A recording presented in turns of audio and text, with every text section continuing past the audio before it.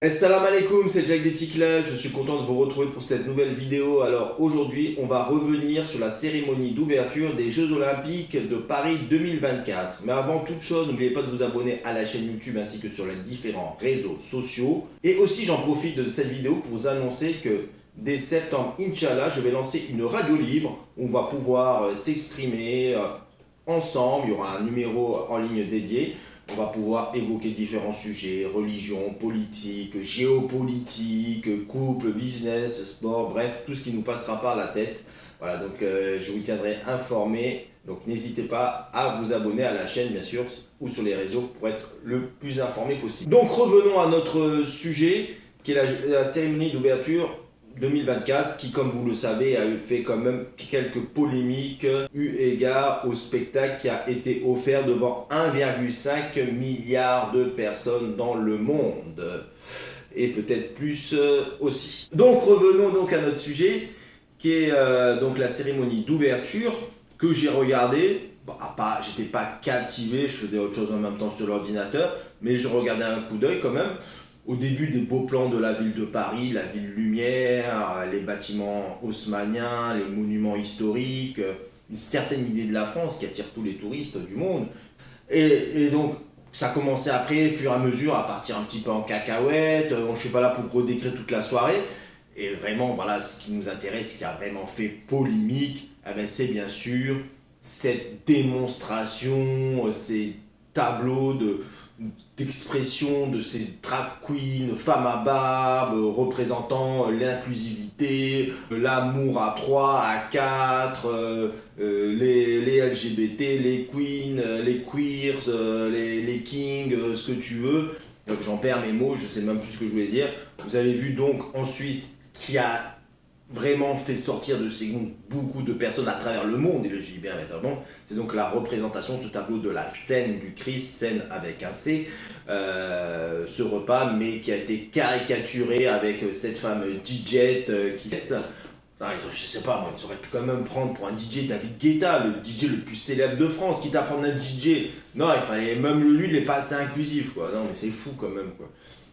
Et donc voilà, toutes ces démonstrations de caricatures, de personnes qui c'est censé se représenter quoi, hein, l'Occident, nous sommes libres de vivre comme nous voulons. C'est le message que nous envoyons donc à Poutine et à Xi Jinping, voire à Erdogan, aux BRICS, quoi, vraiment.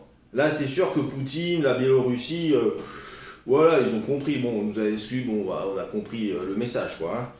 Alors bien sûr, hein, il y a en premier lieu des personnes de confession catholique, et à juste titre se sont sentis offusqués de cette représentation qui est importante dans leur religion.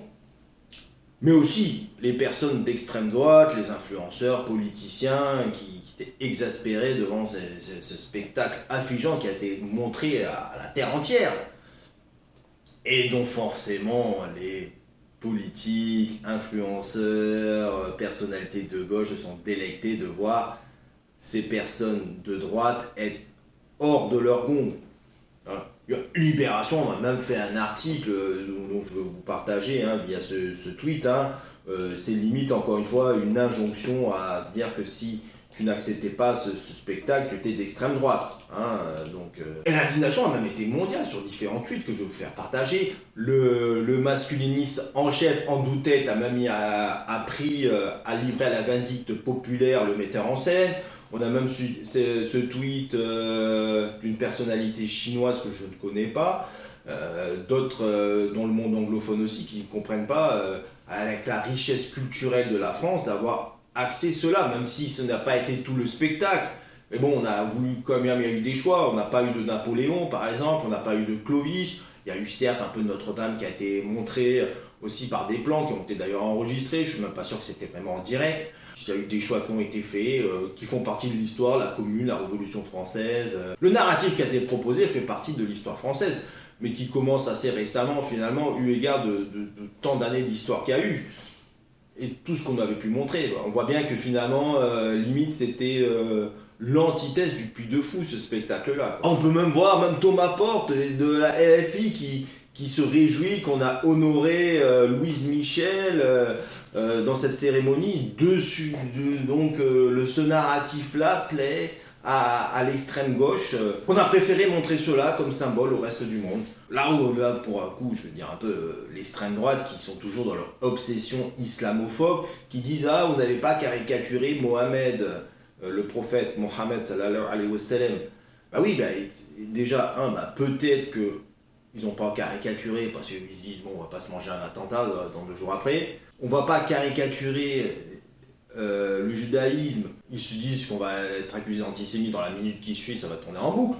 Donc on va s'attaquer aux catholiques, mais aux chrétiens. Mais en tant que musulman, moi je ne peux pas être, et là c'est là le point important que je veux dire, je ne peux pas et d'un côté me délecter de l'extrême droite qui est en furie à l'instar de Thomas Portes, Libération, Sandrine Rousseau, et d'un côté accepter qu'on caricature un prophète, parce que Issa, Jésus, est un prophète. Quand bien même cette scène, est-ce qu'il y a on la trouve dans la source de l'islam, ça je ne sais pas.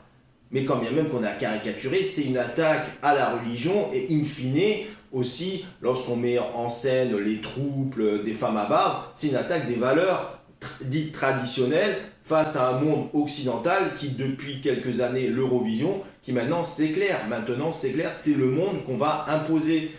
Voilà. Et là, finalement, la gauche se retrouve à des circonstances avec Macron devant 1,5 milliard de personnes. Macron qui, je l'avais déjà dit il y a quelques années déjà, cela, vous pouvez retrouver dans certaines vidéos, que déjà Macron a toujours une appétence pour tout ce qui est un peu exubérant. En témoigne lorsqu'il avait fait venir des queers lors de la fête de la musique de l'Elysée. Donc finalement, sur ce point-là, il y a une convergence entre la politique mondialiste, humaniste promue par Macron et les élites mondiales, et la gauche qui se retrouve à faire aussi le travail, qui veulent même pousser plus, parce que eux, carrément, même pas pour l'état civil, tu changes directement de genre à l'état civil, tu vas à la mairie, tu prends un ticket, voilà, je m'appelle Christian, je vais m'appeler Christine, quoi. Ils poussent juste ce curseur plus loin. On a bien vu maintenant en Californie, tu peux te transitionner à l'école sans qu'on le dise à tes parents. On va te filer de la testostérone pour les filles, de l'oestrogène pour les garçons, voilà. On va devenir fille ou garçon à l'insu des parents, quoi. Hein. Déjà, de toute façon, en France, si ça le prof ou le directeur peuvent déjà te changer ton prénom. D'ailleurs, il y a même eu une histoire d'ailleurs où les parents n'étaient pas contents. Alors, un coup, les parents ils veulent, un coup, ils veulent pas. Bon, bref, tout ça pour des caprices d'ados de changement de genre. Donc, pour terminer, donc, la position qu'on doit avoir musulman, maintenant, elle doit être claire. C'est-à-dire que nous n'acceptons pas la caricature de notre religion. Nous n'acceptons pas non plus de se faire insulter notre religion par l'extrême droite aussi, avec le relent islamophobe toujours, ça c'est clair.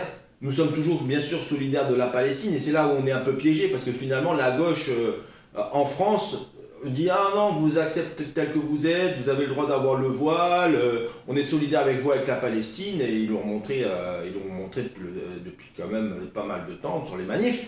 Bah, à côté de ça, on doit prendre tout le package humaniste, mondialiste. Derrière ce combat de l'islamophobie, voilà, se cache vraiment une inversion des valeurs. Alors, c'est comme ça qu'ils nous ont eu, les musulmans. Au lieu de nous attaquer vers leur religion, ils nous ont eu par l'intérieur. Voilà. Donc, il va falloir un moment clarifier les choses. Je peux entendre ce débat et qu'effectivement, le musulman doit se rapprocher des partis politiques qui le respectent le plus, quitte à faire quelques concessions. Hein. D'ailleurs, même certains musulmans qui dénonçaient cela, qui étaient rigoristes sur le fait que des valeurs de gauche qui étaient antinomiques avec notre religion, se faisaient rattraper par d'autres militants maghrébins antiracistes sur d'autres vidéos qui leur disaient oui, mais en attendant, c'est les seuls qui vous défendent la gauche France Insoumise, par exemple.